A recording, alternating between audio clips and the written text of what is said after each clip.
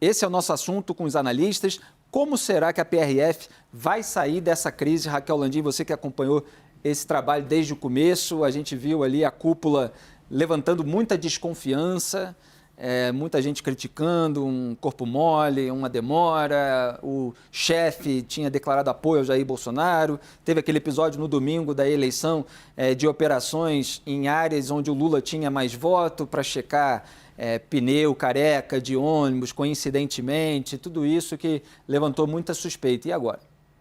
Agora, Felipe, começa o trabalho mais urgente de desbloquear as rodovias. Parece que está praticamente concluído, mas agora começa o trabalho essencial, que é o trabalho de responsabilização. Né? O Ministério Público Federal já começou essa investigação e tem muitas perguntas a serem respondidas, né? Essa que o ministro Alexandre de Moraes faz, qual era o tamanho do efetivo? Você teve algum aumento ali nas primeiras horas, quando se viu o tamanho do problema? Houve uma ação efetiva ou ficou tudo em banho-maria? Os relatos que a gente tem é que nem gabinete de crise tinha para tratar da situação. A PRF recebeu o relatório de inteligência, a inteligência da PRF é muito boa, dizendo do que poderia acontecer. Eu ouvi de frigoríficos em Santa Catarina que eles anteciparam a entrega de ração porque já estavam ouvindo um zum-zum-zum na região. Então, será que a PRF não ouviu? Se ela tinha esses relatórios de inteligência, isso chegou até o diretor-geral? Estou aqui só levantando dúvidas. A partir daí, o quão organizados eram esses protestos? A gente viu muita coisa em grupos bolsonaristas, né? Chamados com datas, pontos, coisas que deveriam ocorrer ao longo do tempo, as tais 72 horas que o presidente precisava. Foi organizado o fato deles estarem em pontos estratégicos, né? Já mencionei aqui, refinarias, aeroportos, portas de quartéis. Todo esse processo de responsabilização, ele é muito importante para evitar a repetição disso que aconteceu. A gente está assistindo isso nos Estados Unidos, né? Você teve aquele episódio lamentável do Capitólio, mas está em curso e tem um julgamento acontecendo, um processo de responsabilização importante nos Estados Unidos, onde as pessoas estão sendo investigadas e estão pagando pelos crimes que cometeram. Isso precisa acontecer no Brasil, senão, para onde vamos? Pois é, Yuri, a gente viu aí todo esse problema ao longo de dias, a demora do Jair Bolsonaro, a gente comentou aqui, deu a declaração 44 horas depois, não foi tão enfático, os próprios aliados dele, Raquel trouxe isso para o programa, estavam fazendo pressão para que ele fosse mais incisivo, e aí depois de circularem aqueles vídeos com um avanço de carro sobre pessoas que estavam ali bloqueando as estradas, eu evito chamar de manifestantes, porque eu acho que a manifestação é legítima se ela for pacífica, nos lugares apropriados. E agora, assim, parece que já estava minguando quando o Bolsonaro soltou aquele vídeo. E aí terminou de minguar. Mas se deixar assim, pode acontecer de novo. Quer dizer, você perde a força do exemplo da responsabilização. Sem dúvida. E de novo, quer dizer, o que a Raquel coloca é fundamental, que há uma série de autoridades, e isso foi pedido por duas centenas de procuradores da República, de que autoridades do governo federal devem ser investigadas sobre eventuais omissões nesse episódio, porque é isso. Na segunda-feira já havia manifestação de setoriais, né? A gente falou da Frente Parlamentar Agropecuária, que ninguém pode acusar de serem de esquerda, de serem qualquer coisa. A Confederação Nacional do Transporte também apontando para dois setores diretamente prejudicados pelos primeiros bloqueios das rodovias ainda na segunda-feira. Na terça-feira, mais gente se manifestou, outros setores.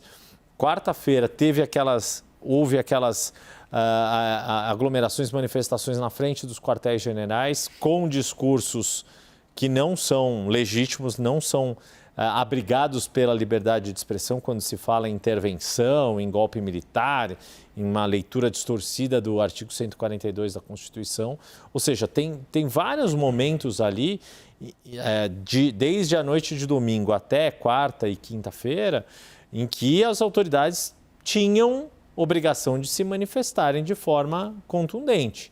A Polícia Rodoviária Federal só foi prestar contas das suas operações na terça de manhã, no fim da manhã. E ainda assim, sem o seu diretor-geral participar, e ainda assim deixando muitas dúvidas a despeito das perguntas dos jornalistas. Tanto que depois veio aquele pedido de apoio da Força Nacional, da Polícia Federal, quase 48 horas depois das primeiras mobilizações, dos primeiros bloqueios. Ou seja, houve já um dano de imagem institucional que é indiscutível. A grande questão é a responsabilização e, de novo, o quanto isso não deixa espaço para que situações assim se repitam. Até para separar, né?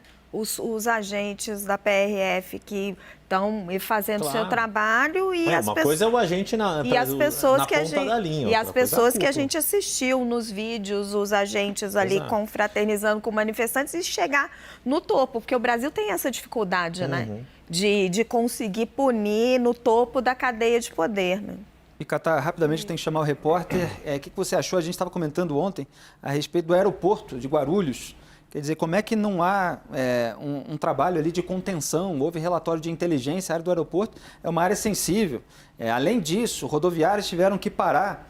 Quer dizer, pessoas que estavam protestando contra o resultado eleitoral, contra a soltura do Lula que aconteceu lá atrás, pedindo intervenção militar, pedindo intervenção federal, e isso é real. A gente viu vídeos de pessoas fazendo isso. Quer dizer, pode não ser todas as pessoas que estavam se manifestando, mas muitas estavam fazendo.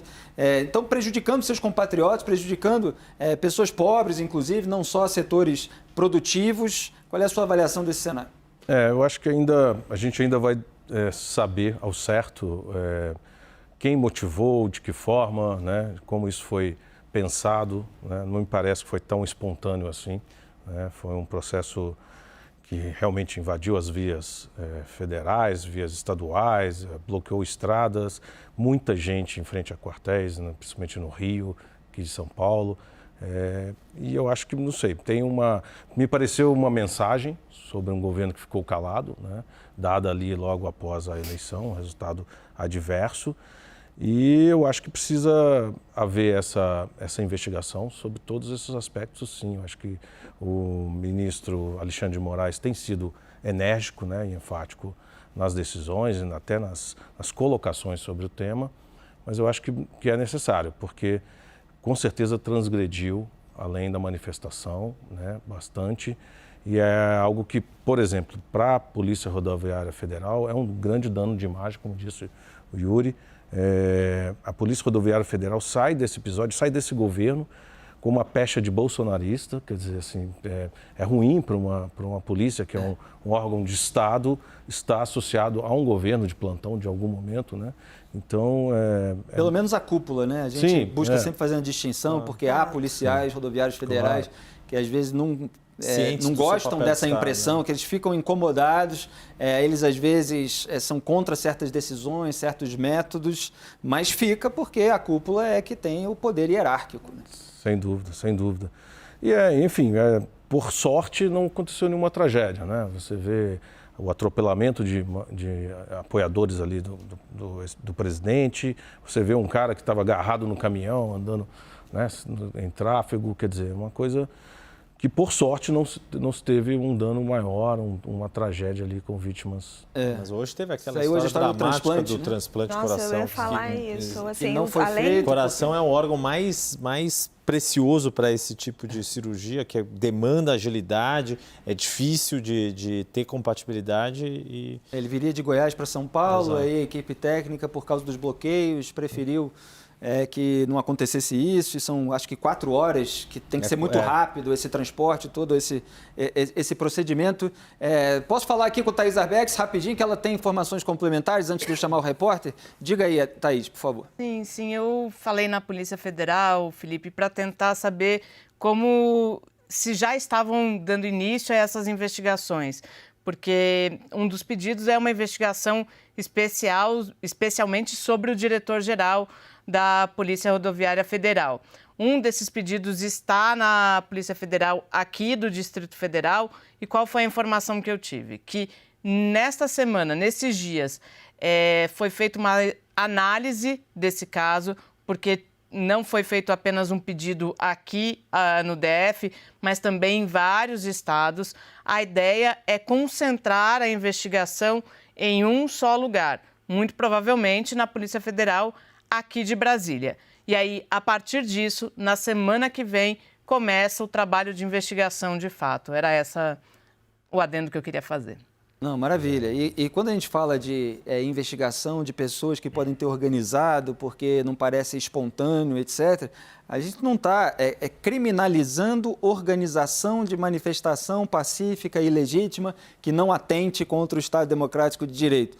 A gente está mostrando que você organizar bloqueio de estradas, que já é uma transgressão, é passível de punição, de responsabilização. E é isso que está em jogo nesse momento.